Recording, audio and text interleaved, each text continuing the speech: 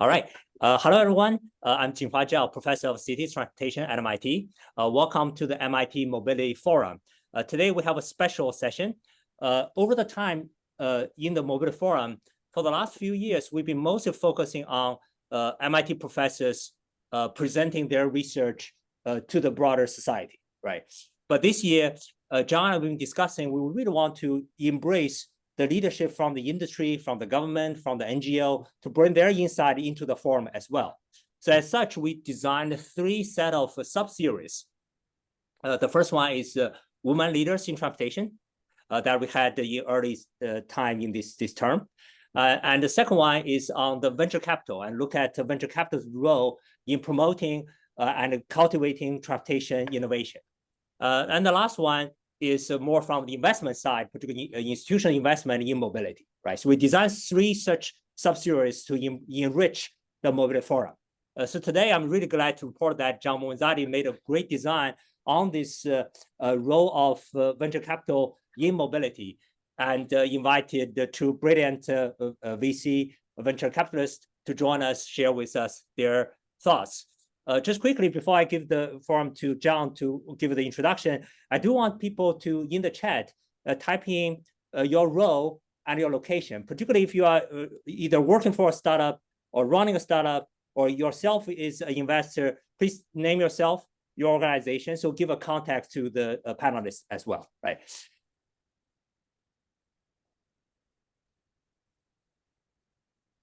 Yeah, I'll give about 20 seconds for people to type in, please add to that. Your role and your organization, so we know. Tom is here, founder CEO of Blue Dot. Marty. James Kinsey, he's here, great.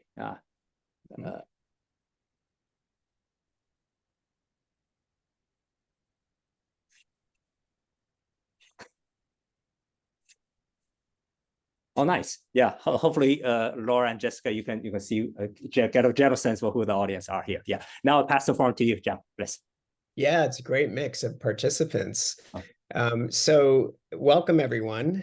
I think, as you all know, at the MIT Mobility Initiative, we very much take an ecosystem approach. And that means looking at all of the various components of the institutions that actually deliver the value of transportation systems.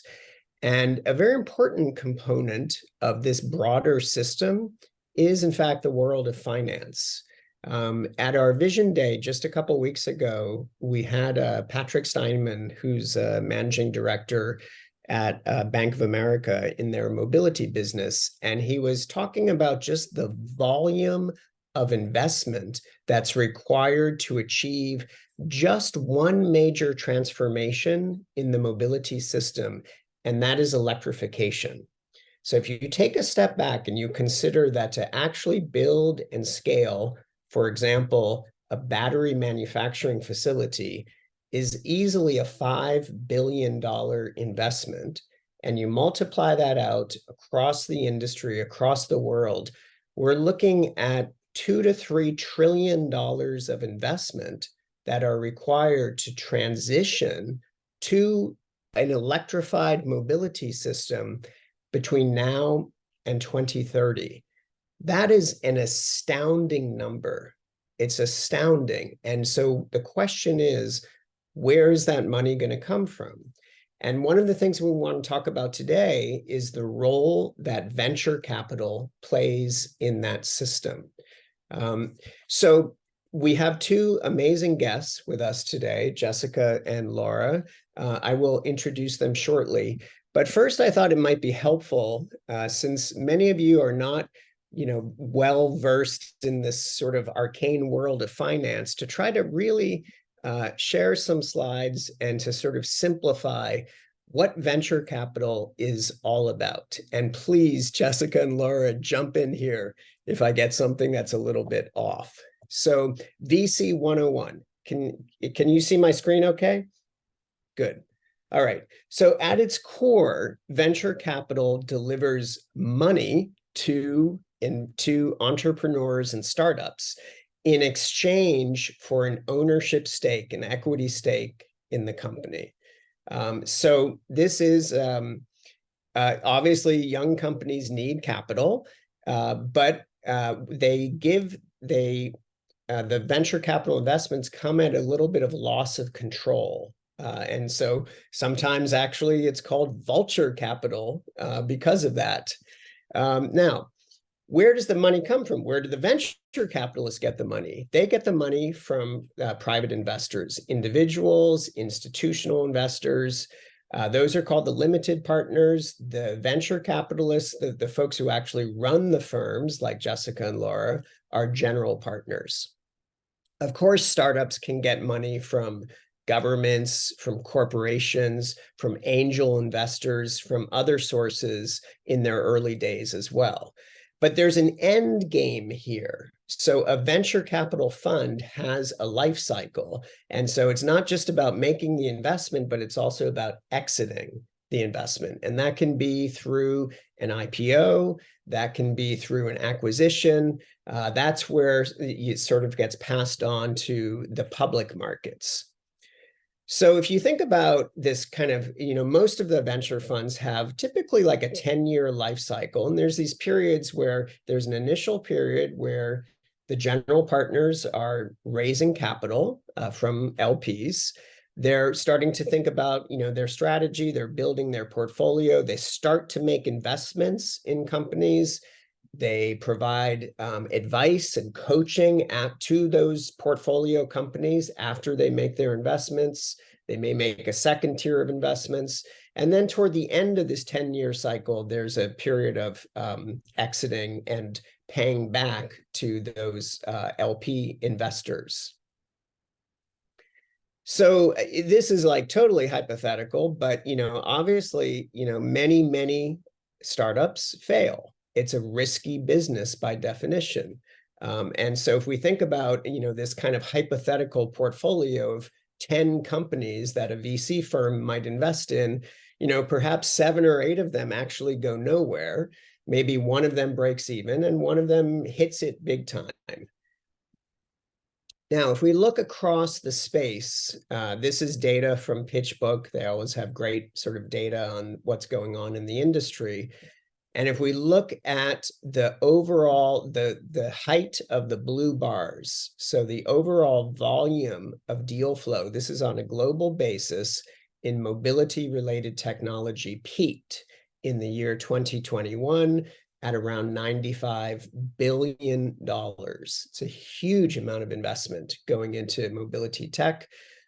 Declined last year, and for the first half of this year, where we're at around $9 billion. So quite a bit of the kind of the froth, if you will, the excitement. We saw a lot of special purpose acquisition companies enter into the mobility space. That's not venture capital, that's something different. And we can talk about that in a different forum. But basically, we did go through a period of like just very intense investment activity in the mobility space. And I'm going to ask Jessica and Laura to reflect a little bit on that. This is a slide that Patrick had also shared in our Vision Day a couple weeks ago. By the way, all of this material is available on our website. And this kind of shows where venture capital fits into the bigger picture.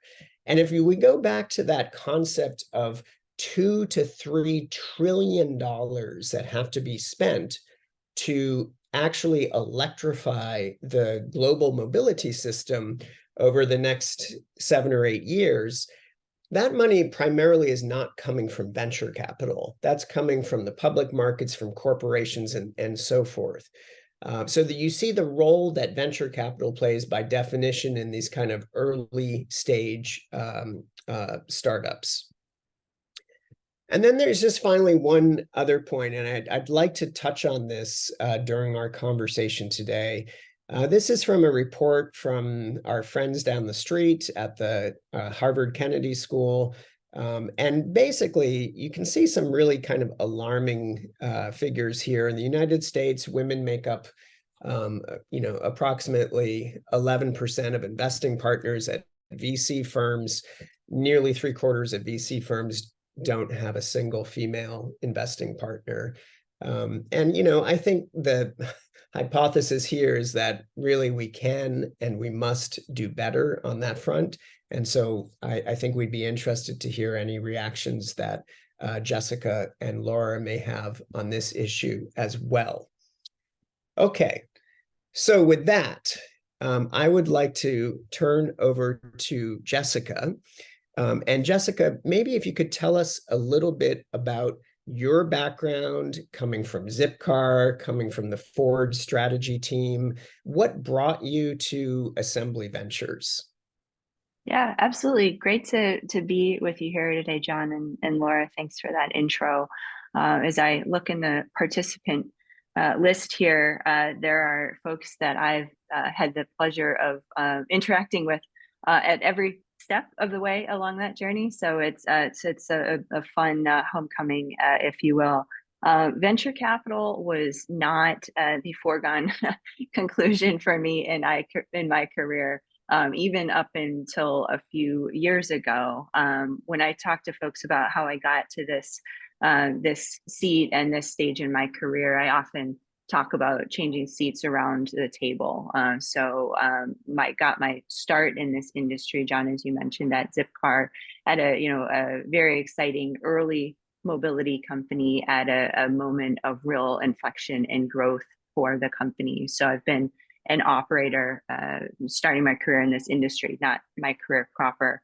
I then spent some time in technology acceleration at Techstars. I'm sure there's a Techstars portfolio company or two participating as well, where I worked on these corporate accelerators, bringing together these large organizations globally who wanted to be better at working with startups and programmatically think about how to use that access to drive their own internal innovation or support commercialization for those startups. And then more recently at Ford, I joined on the corporate strategy team, but ultimately stood up a group that we called City Solutions, which, as you can intuit, we worked in different geographies, primarily North America, my team's focus, to support the company as Ford explored how it might become a mobility provider. So we worked with some of those companies like Chariot and Spin, the early work that went into autonomous driving as well. And so again, seats are on the table from being an operator at a high growth company, working on corporate accelerators, worked inside a corporate, started a nonprofit when I left Ford, focused on the workforce side of the story, and then decided that one of the biggest levers of change that you can pull in this industry, and it's the theme of this discussion, is funding and finance. And so I said, well, I want to be part of that story and use that tool to drive how the industry moves forward and choose some of the technologies that we think can be part of that story. So it was, as I said, not a foregone conclusion to this seed in this moment in time. And the 2-second context behind that is I studied anthropology as an undergrad, and my first career was as a professional tea taster. So the leap from one world to another was a significant one. And trust me, all of the skills still come in handy, but again, not exactly what my parents thought I'd be doing. I love that. Anthropologists become venture capitalists. That's Yeah. great. So Yes. tell us a little bit about, how what does the industry structure look like? I mean, you have these big mega players, you have a long tail of smaller players. And to what degree are the companies like investing in a particular theme or an industry or a thesis?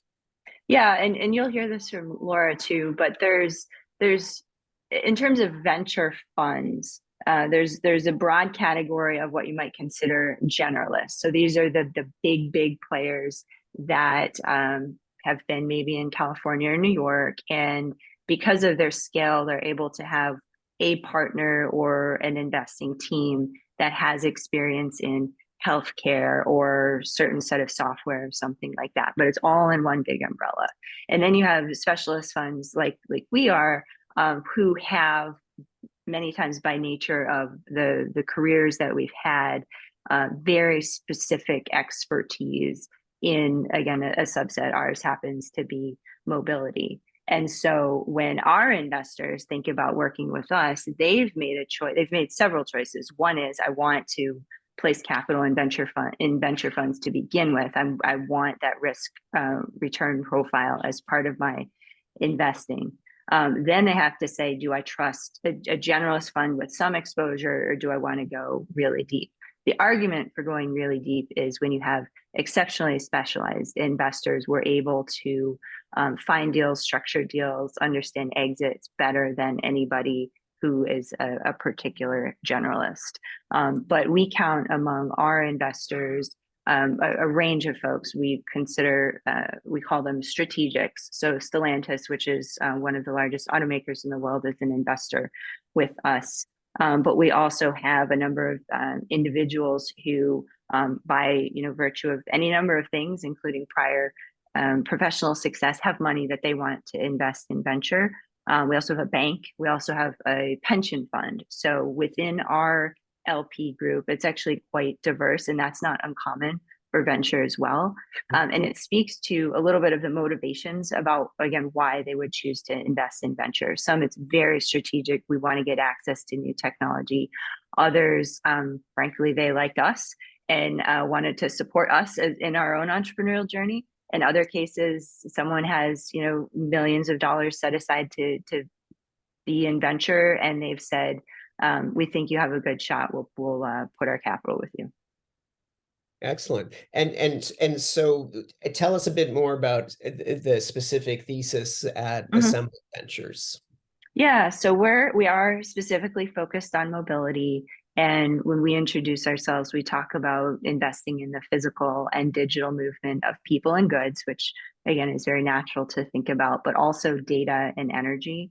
And that has let us push ourselves to think about what movement looks like in the future. And it also challenges us to stay within things that we know, where we can help networks that we're a part of, versus getting too far afield. And John, if I could share my screen just really quickly, I did bring one slide that I think will be interesting for this group, because when we started, we set up Assembly in 2020 when the world was not moving, and the paradigm, the thinking in the industry at that time and place was around CASE or ACEs, connectivity, autonomy, shared mobility, and electrification being really important factors. But as we set up Assembly, we thought that conflated technology timelines with some business model things, sharing being in there, but also as we've seen shake out, autonomy is on its a very different path than electrification. It's slower. Electrification is starting to see some headwinds as well. So we wanted something that served us better. So the piece that we came up with is what we call ISA, which I hope you all can see on my screen. I'll try and make it a little bigger here.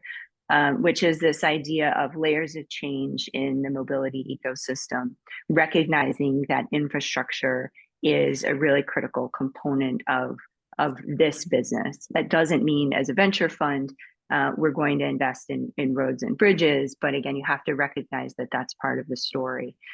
Systems sitting in the middle, connecting, in engineering, we talk about this as the cyber-physical connection, connecting the two worlds together. This can be API services, any number of things. But again, there's a systems layer, applications sitting on top. This is not just the app on your phone. This is any type of business model application where you monetize and are engaging directly with customers. One could argue that this framework is not particularly unique to mobility. It shows up in many other places.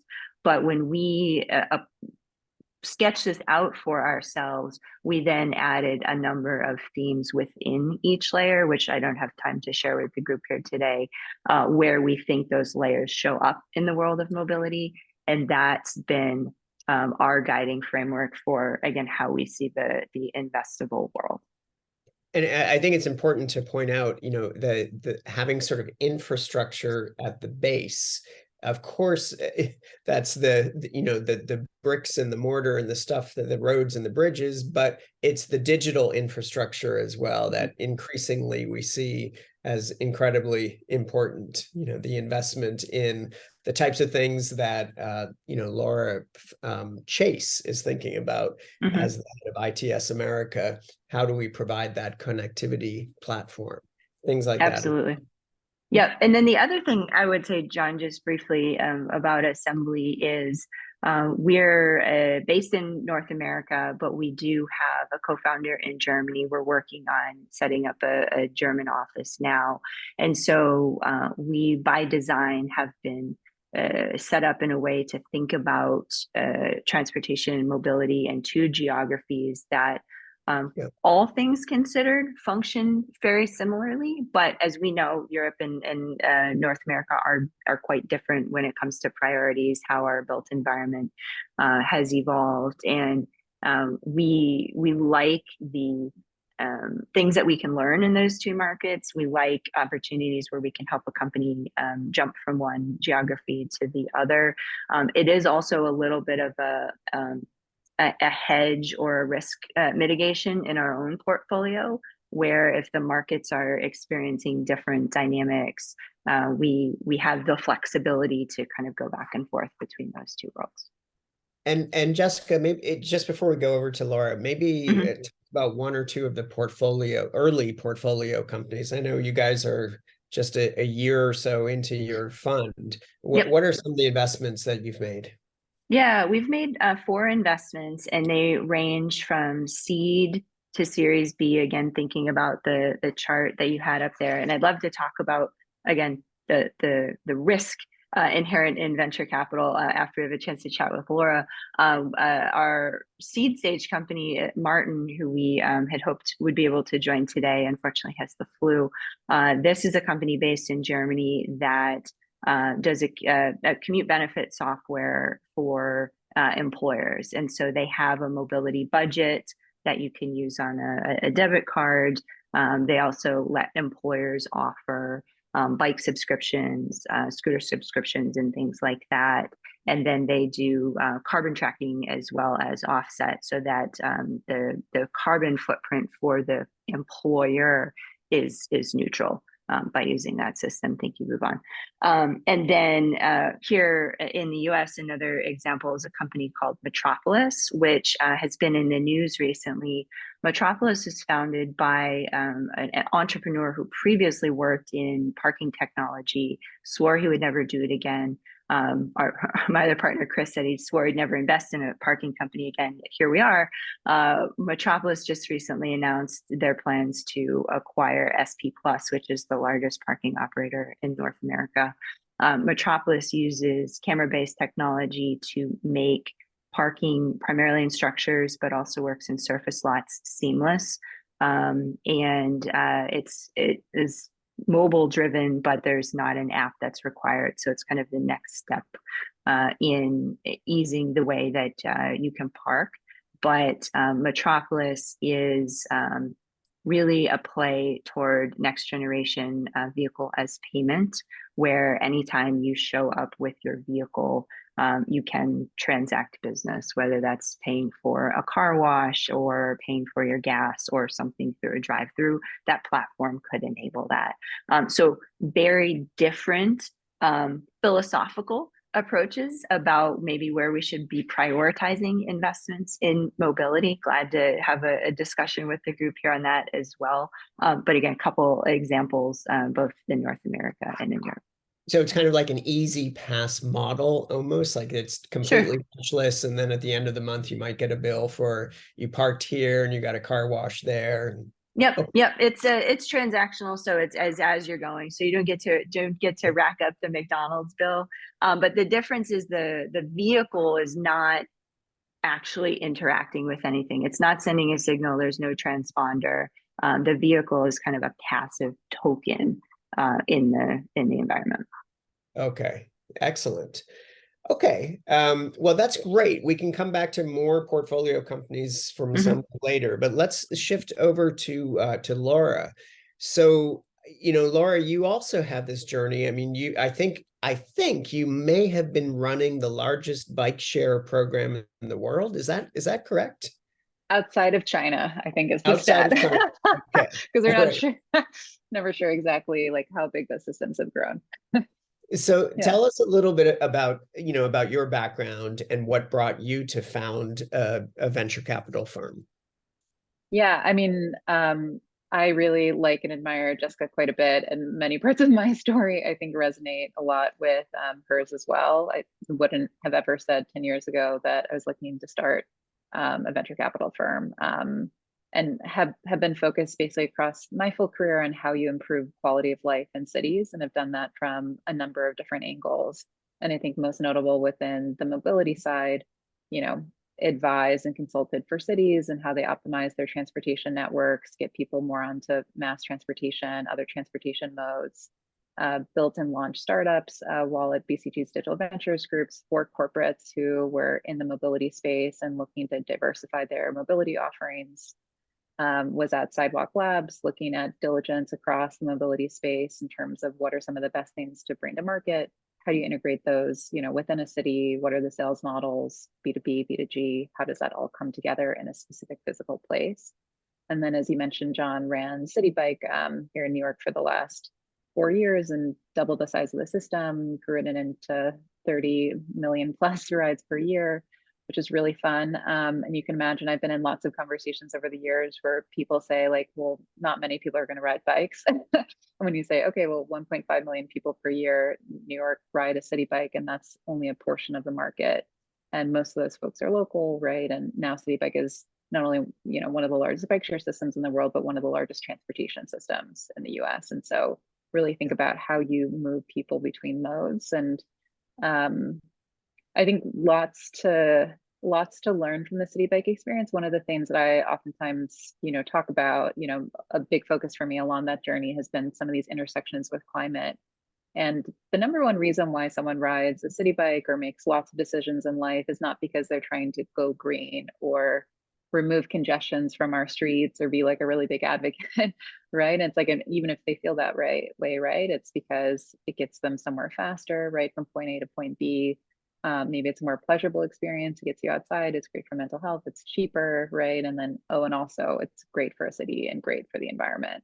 And so, principles like that and many other lessons from City Bike, I definitely hold very true when thinking about, how people and businesses actually make decisions when it comes to all of this. And now, I've co-founded Streetlife with a partner. And it's a crazy process to co-found a fund and really happy to talk about that. And then also a little bit about our thesis and what we focus on. So you're in the capital raise period right now? Correct. Yeah. Okay. And what's the thesis? Is it really around that kind of intersection of, climate and mobility, or where's your target spot? Yeah, that's one of our deep verticals. We focus more broadly on climate as applies to cities, and one of the reasons for that lens is half of humanity lives in cities. 70% of emissions come from cities and urban areas. And when my co-founder and I were mentoring and advising lots of startups in this space, for 5+ years, we kept running into investors who weren't interested in investing in startups that were working in urban areas because of the complex regulatory environment, right? Even if startups were selling to businesses, there's a lot of kind of policy and regulatory layers, which, can require some negotiation in terms of how you manage them. Both of us have a lot of experience in that and can actually lead to great moats for companies. So happy to talk about kind of regulations and those approaches later on if we want to too. But, I think climate is top of mind for a lot of us, right? As the impacts and negative effects of climate are becoming more and more clear in our own streets and neighborhoods. And so we focus on 5 different sectors across that. So mobility and logistics is one of them, and I can talk more in depth there. Buildings, energy, waste and water, and then adaptive infrastructure specifically. And so think about all of those. Obviously, mobility is very near and dear to my heart, and thinking about what works. And we tend to focus because of this focus within an urban kind of layer and urban structure. a little bit beyond kind of the big EV as a vehicle and more towards the infrastructure elements, kind of other transportation modes and things like that. And I've had a lot of conversations over the years with folks about, how to think about that in terms of this, needing more infrastructure investments, more kind of fundamental remanaging of those. And I've started over the years using just, I don't know who is screen sharing, it is not me. Okay, can we take, sorry about that. Oh, no problem. But I've just started talking about it and using kind of a mental model, kind of similar to, I really like Jessica's framework. We have something similar within the mobility space, but call it a MORE framework. And that includes 4 different layers. So kind of going backwards and forwards on that, an enablement layer, a rebuild, an offer, and then a maintain. And for each of them on the enablement layer, it's how do you allow governments, businesses, individuals to better assess, plan, measure for mobility interventions, from congestion reduction to climate mitigation to like how things are actually moving more effectively. The rebuild, right? In developed markets, we share a focus on kind of North America and Europe.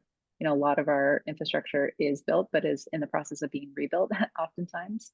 And there's a pretty staggering stat from Rockefeller that 75% of urban infrastructure needed by 2050 doesn't exist today. That includes emerging markets and developed markets. I think in developed markets, the digital infrastructure layer is incredibly important as we think about reusing some of that existing structure. So it could be managing streets to physical infrastructure like electrification infrastructure, which you brought up earlier. Then there's O for the offer side. I think this is the thing in mobility I think most of us are more personally kind of aware of. Like, one of the things I love about mobility is each of us touches it every single day ourselves. And so the offer layer is kind of that, like, what's a mobility solution that helps people and goods get around? So this could be innovations in transit, delivery, microtransit, pedestrian, micromobility, other lightweight electric vehicles.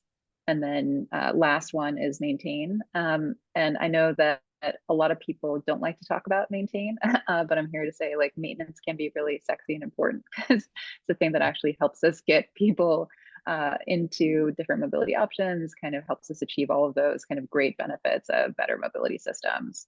And certainly thought about that a lot running City Bike. And so I think that there's lots of interesting ways of thinking about that, from the human capital side of that to the grid management side within mobility and energy side, right? Knowing everything and the challenges that are coming up there. So that's a little bit about kind of framework within the mobility side of our work. Well, I think that's great, particularly the focus on the maintenance side, which seems to be this, like, just ignored orphan, if you will, that just doesn't get the attention that it deserves. And I can see running City Bike in New York, you would have had a lot of issues about maintenance on your mind. You also mentioned just this concept of like transparency and understanding your accounting, if you will, the CO2 accounting. I know that Jinhua likes to ask his students often, what did you have for dinner last night? And they will tell him, and then how much did you pay for it? And they will tell him, and then what was the grams of CO2 associated with your dinner? And of course, none of us have any clue about that. So any sort of, business models that help to increase that visibility and transparency for consumers seem like it could provide a great opportunity.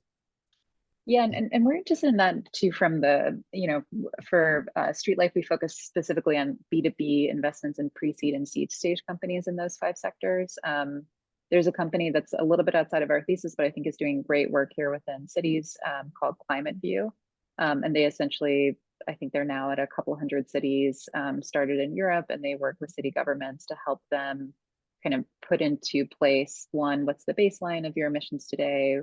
Where are those different emissions profiles coming from? They have a set of pre-built tools on the platform that allow them to model out different outcomes and interventions, a process that can be really painstaking if you're trying to put together that spreadsheet yourself, right, within city government. And then look at, costs, options, et cetera, for implementation. And then a feature that I really love is then you can track kind of implementation of those specific initiatives on kind of CO2 reduction over time. You can even make that public. So there's this amazing story of Jeanette Sadekam when she was the commissioner of New York City DOT. Led, for folks on the call, you might know her, but very legendary in terms of all of the work that she did and revolutionary. And friends who worked for her would joke that she had this very paper-based system, right? You would walk into her office and she'd be like, how many bike lanes did you make today? It didn't matter if you were doing, parking, right, or whatever. Everyone was shifted over to this. It'd be noted. There was a, annual goal. There was a term goal. And I just think of people like that who are working on paper, but like set these incredible goals and standards for organizations and operational agencies to work with. And if they had tools like this to be able to run those agencies and show that kind of accountability, whether to internal staff or externally, I think that there's, something viable there. And we talk a lot, and Jessica and I could probably go too deep on the political will required for some of these big initiatives to happen. And so love the idea of like, how do you create collective will around some of these things that need to get done too? Well, let's talk about that for a moment. I mean, given both of your backgrounds, I would imagine in addition to providing capital for your portfolio companies, which obviously is important, you can also provide quite a bit of sort of insight and guidance. And, for example, in terms of relationship with government or policymakers at multiple levels, city, state, federal, do you see that as an important function in the world of venture capital? I'm happy to go first, and I think we'll probably share a lot of thoughts here. Definitely. I think especially for specialized funds, that's something that startups like can and should expect, right? Because like we by nature are more than a check. And so for Streetlife, we think about 4 different areas that we've just added value to startups over time and are core to the fund, which is on the regulatory side, operating side, delivering the customer. So connecting you to first customer, second customer, third customer and beyond. And then really working with folks on kind of the sources and uses of capital, which is oftentimes called the capital stack. So how you think about grants, debt, equity, and how that all comes together. And on the regulatory side, something I sometimes find a little bit laughable is when I tell folks who work in more broad climate that we focus on cities, they're like, but isn't that pretty regulated? I'm like, well, climate is a regulated market, right? And like to get stuff done, like requires an understanding and inherent negotiation of this. And so couple of quick examples of that. I'll give a non-mobility and maybe a mobility example. On the non-mobility side, we talk a lot about, related to the grid, right, which ultimately affects mobility, that we don't have the capacity for the amount of energy that we're looking to transition to clean sources. And so we have to do a lot of innovation in terms of how the grid is working and increase that capacity, but also more things like on-site energy storage, right? But if you're thinking about doing on-site energy storage, you actually need to get a permit from the Department of Buildings, right, in the city that you're working in. Maybe you can work at a state level to do that. There's, a fire department that needs to be involved, right? And so there's a regulatory framework to things like if you're installing a curbside EV charger, you need to know who owns the sidewalk. How do you think about contracting that? Is it multiple agencies? Is it one? How do you work with the utility? How do those agencies work with the utility? And so there's a lot of legwork that needs to be done to actually see implementation and see some of these things truly come to life in the real world. And so that's something that I think as former operators, I think Jessica and I are almost too aware of and sometimes can be glossed over, right? When people are talking like more broadly about, size of the market or things like that in this space. Jessica, your reactions? Yeah. I mean, Laura described a lot. I was trying to think of what I could add that hadn't been said yet. I mean, a classic example of this question of regulation playing by the rules versus not is Uber, right? It's trotted out all the time. Again, I can't see who all the participants are here to know how personal that comment is or not. But why I bring that up is to say most of, and certainly I would say all of the investors that companies that we work with are not that. They're CEOs, engineers, problem solvers who want to make meaningful change and see the path to doing so as working within, nudging, and in some cases, finding partners to change some of those paradigms, but the kind of like, screw it, we're just going to do our own thing. I personally am not seeing that anymore. It's a more thoughtful approach. I mean, we're entrepreneurs ourselves. We don't have huge teams and big budgets either to, influence policy like, other players do. So I think a lot of where we spend our time is coaching to help think about navigating that, finding advisors or partners who can, that the companies can work directly with, and helping them be thoughtful about those questions rather than any particular thing. But, I personally, in conversations like this a lot where there's elected officials still involved who want to understand how we should be thinking about policy or priorities to make meaningful change in mobility. Yeah. And I think that that's something that we really share, right? Because it's, exactly to Jessica's point, it's like there was this era of like, can't you just be the Uber and go in and break things and be successful? And I think that door was closed, right? And I think that's something that needs to be top of mind for entrepreneurs, and cities are very wary of that and very likely to be very reactive in quite a negative way. And so this idea of like policymakers as market makers, right? And like by helping influence and helping, as Jessica mentioned, like bringing them along and helping them understand, like they too need to learn, right? There's a lot of technology changes. There's a lot of interesting things happening. And so how to bring them along on that journey rather than say, pitching them when you're Series B and you're like, hey, city, buy my product. And 9 out of 10 times they're gonna say like, get out the door.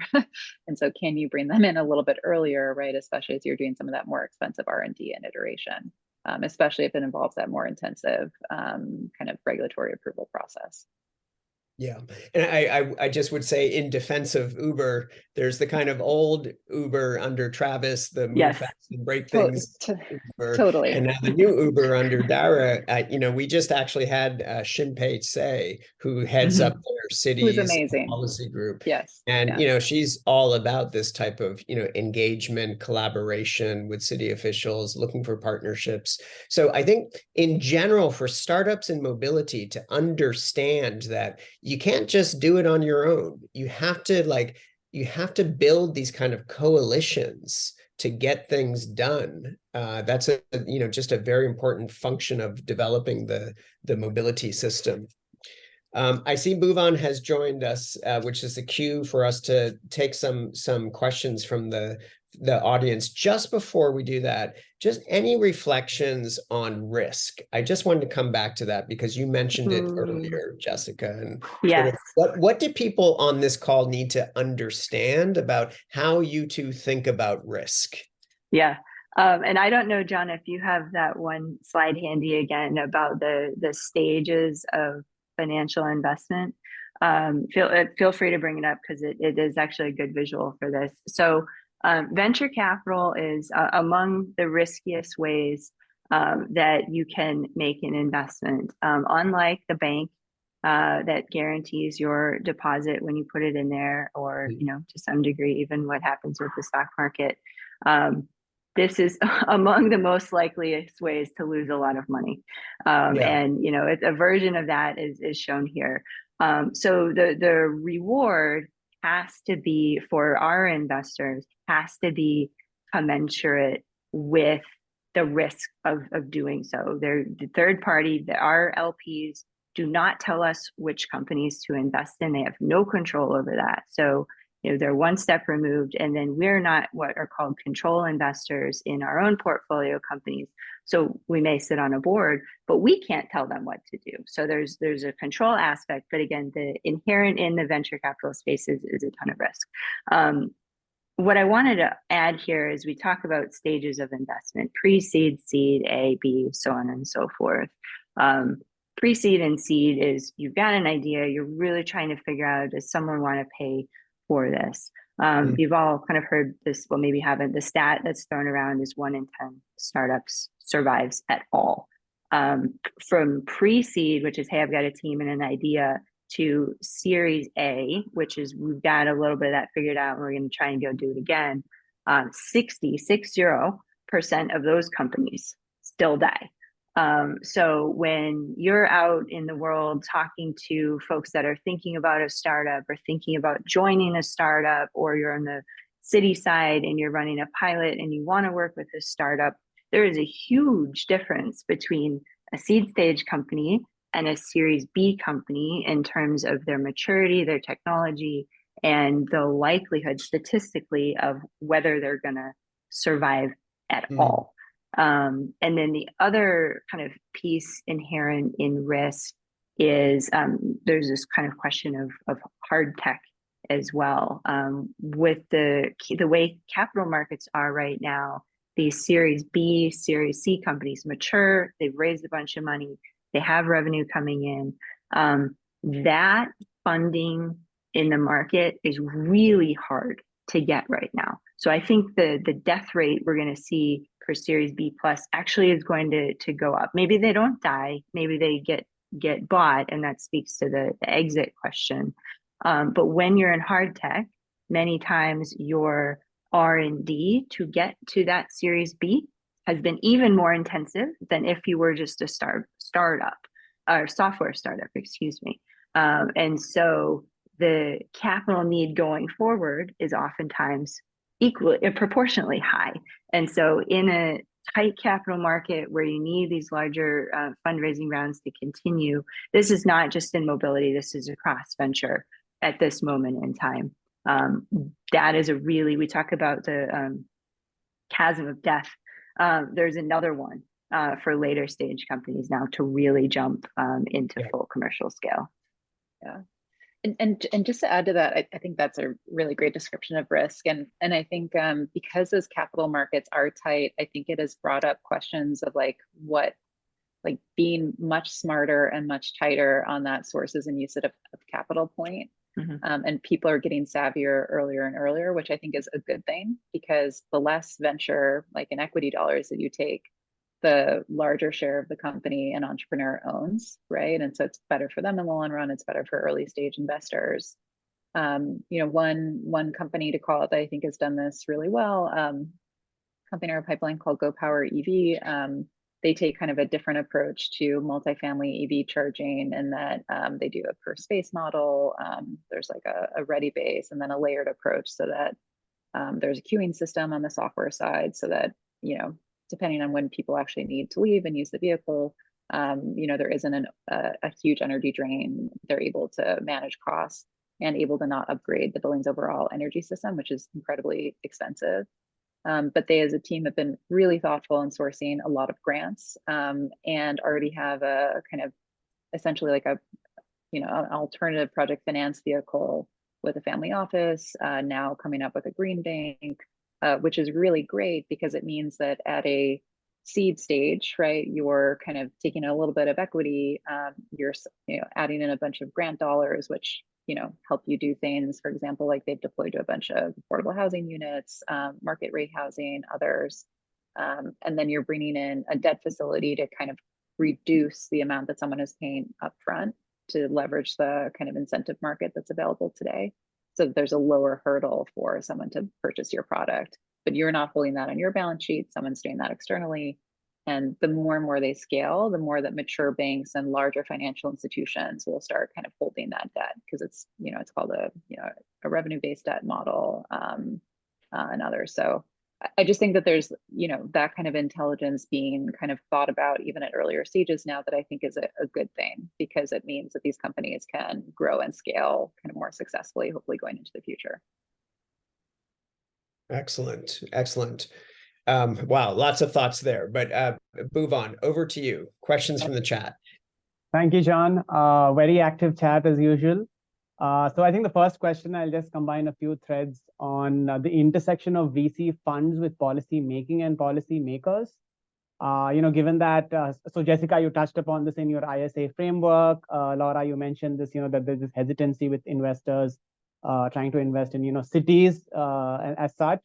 So given that, urban planning and mobility infrastructure is so reliant on government, urban planners, and PPPs, so do you have, staff and teams that analyzes the acts, the IRA, IIJA, CHIPS Act, things like this, How do you engage with less agile and publicly accountable agencies to help your startups, sort of scale?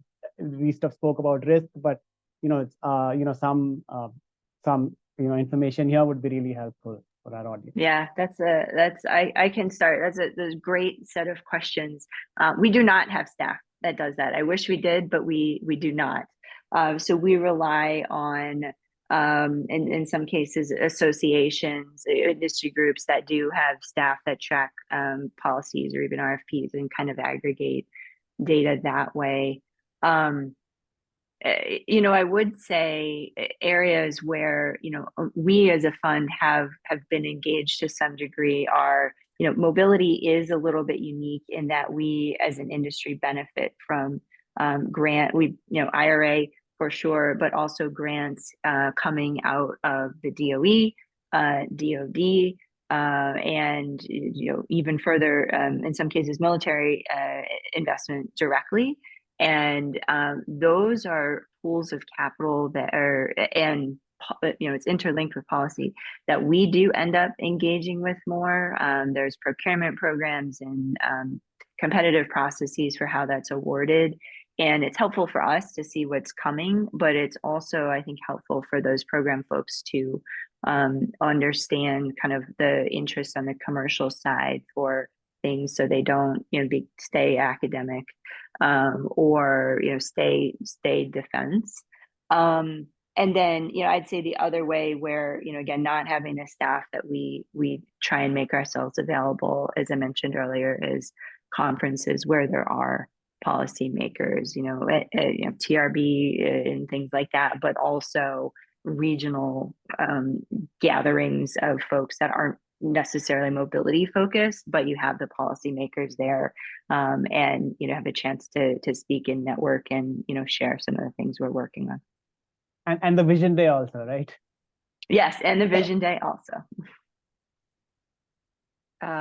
Yeah, very similar. We don't have staff either, and think about it in 3 different ways. One, just like past experience that we're bringing to the table. I've been on the more private side of these public-private partnerships.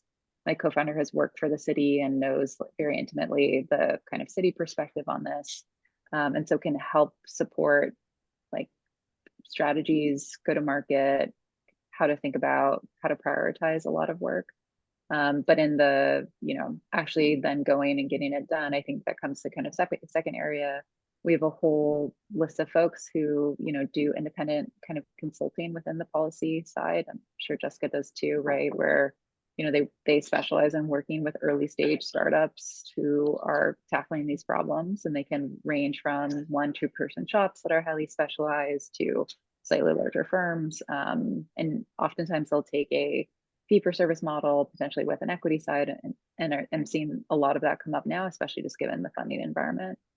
And then third area that we think about, just given our focus on urban areas, is like how to create some like discussions around the problems and pain points with cities. So we'll oftentimes work with cities in a couple different ways. One, we have an MOU with the Brooklyn Navy Yard here in New York, which is a kind of pseudo public-private kind of entity. They can do a lot of things because they're a trust that the city can't have on typical streets. So they're doing a lot of experiments in mobility and buildings related technology. So we help feed them pipelines of companies to do early stage pilots. We also kind of have a lot of conversations with kind of city EDC agencies and talk to them about, what are ways that they could think about changes to put in place to help stimulate local startup economies. A big area there, and something that's really boring but important, are things like challenge-based procurement, right? Like I think, a lot of startups in the mobility space are really challenged by, and, have been dying out due to pilot valley of death, I guess is what I'll call it, right? You sign up for a pilot, that pilot lasts for 2 years, then there's going to be a larger deployment, but that takes another 2 years. Maybe the KPIs for the pilot weren't very clear. But there's a lot of really interesting procurement reform that's occurring now in that area, especially around challenge-based procurement, where you set up very clear KPIs for those pilots. As soon as the startup hits those KPIs, you've kind of allocated capital, in advance through an advanced market commitment, they're called, to be able to actually, purchase whatever that technology is or allow them to scale. And so I think those kinds of models are really important, and spend time talking to groups like C40 and WEF and all these other city agencies to think about how some of these best practices can scale effectively in other cities. Because, you know, if policymakers aren't on board with these things, like it's really hard to scale oftentimes. And so really do think of them as, you know, having a big influence on that market making, and that can be a really positive thing. And love to work with folks to think about the positive side of that. Okay, great. Thank you so much for that answer. So also thank you for providing examples of your portfolio companies. So I kept dropping the links in the chat, so hope our audiences can go and explore them. So talking about your investments, how much emphasis do VCs, do y'all place on your companies, your investments in these companies, their ability to manage public sentiment around ESG, you know, the optics of, you know, a green image, given your relatively long investment period, right? This is like 5, 6, 7 years.